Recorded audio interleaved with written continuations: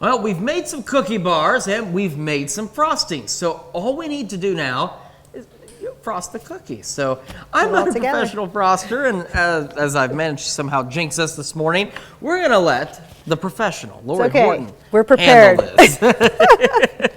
We've got our bars. I turned them out of my pan. Not a requirement. If you were gonna just send them out and you can use these disposable pans, leave them in there.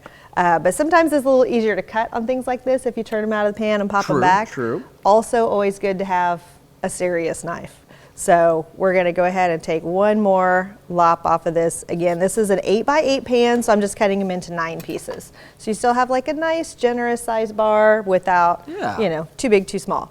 I do wanna note that this particular batch right here, there's a thing that exists that is a cinnamon toast crunch cake mix. So we put that together and you can smell the cinnamon on that. It's awesome. So I've got that frosting in my piping bag, again, your Ziploc bag, whatever you're gonna use. Cut that corner off of there, and you just wanna be really gentle with this because you don't wanna overdo it. Right. Couple options. Kids, on the other hand, may wanna overdo it, Kids but to on make the them other look hand, good, make them all right, you don't wanna overdo it. You don't wanna overload it. You wanna get a good balance between how much frosting and how much cookie you've got going on there. So just kind of gone back and forth a little bit with a nice even layer. Perfection. And then you can come back and you can add some little sprinkles on there. If you want to tint your frosting, you can do that as well. Okay. If you add sprinkles, make sure you do it right away because your frosting kind of crusts a little bit on top. So you want to put that on there while it'll stick to it, and you get a pretty little sparkly design on there, kind of like what we've got on our sheet here. But if you want to add that color to it, pro tip on that, don't use the little liquid colors like you tint Easter egg dye with.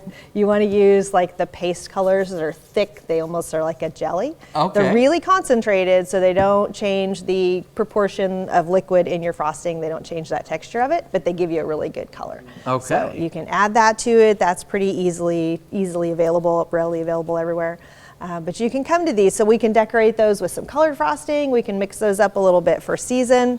And again, just kind of come back on those with those sprinkles if you want to in colors, and get them all fixed up that are perfect for gifting or for those holiday events that we all have, I'm sure, on our calendars coming up for 4th of July parties and everything for the summer. These would be great for an outdoor party because they don't have to be refrigerated. So they're gonna be perfect if you're taking the kids to the park or maybe a pool party. A really good one for that. And you can change up that cake mix flavor to whatever you want. So you can make them chocolate, you can make them strawberry, lemon, cinnamon toast crunch. Yeah. Whatever sounds good. That's an excellent option right there. So a lot of flexibility on that one too. Yeah, a lot of great options. Pretty easy to put together, and like you said, great for different parties and things. And I think the best part is they don't need to be refrigerated. Exactly. And I even took, this is a good one to do them up a little ahead of time. Just wrap them, bag them, and freeze them. So do them up as you have time. Pull them out when the kids are ready. All right. Lori, thank you so much for stopping by this morning. Always. Of course, if you missed any of this, we're going to have it on our website later this morning at KOAMnewsnow.com. Look at those. Don't those look delicious?